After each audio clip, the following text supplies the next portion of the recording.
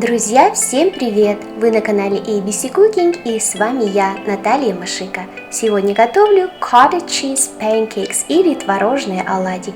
Очень-очень вкусные, простые в приготовлении, а они вам точно понравятся.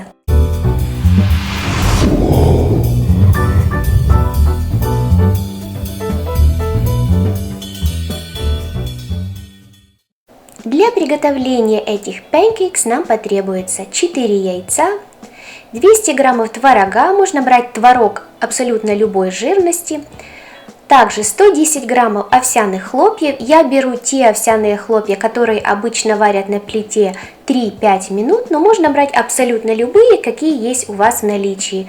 Овсяные хлопья тут как загуститель вместо муки, поэтому можно использовать смело любые.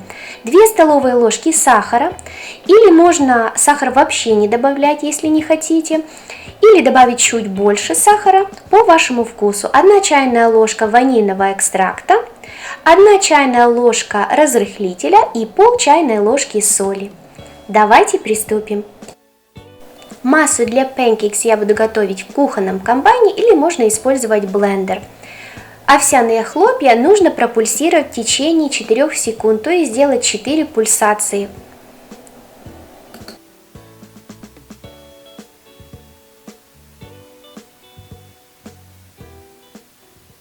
Теперь добавляю все оставшиеся ингредиенты: яйца, творог, ванильный экстракт, сахар, соль и разрыхлитель. Массу взбиваю в кухонном комбайне в течение 15-20 секунд до однородности.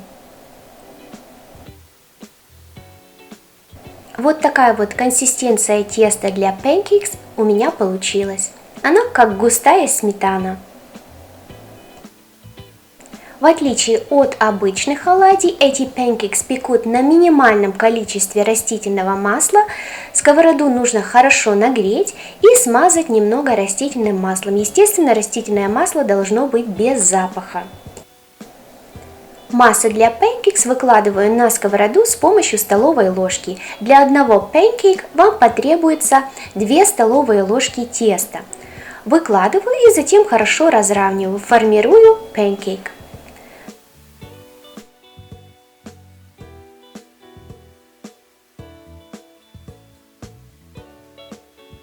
Во время готовки панкейкс на поверхности образуются пузыри, и как только они начинают лопаться, а края подсыхать, мы их переворачиваем на другую сторону.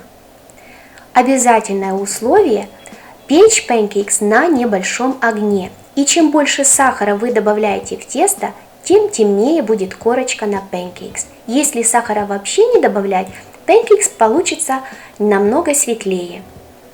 Из этого количества теста у меня получилось 9 достаточно большого размера панкейкс. Панкейкс получились очень мягкими, нежными и очень вкусными. Подходят с любыми соусами и джемами. Если вам понравилось это видео, ставьте лайки, пишите комментарии, подписывайтесь на мой канал, делитесь этим видео с друзьями в социальных сетях.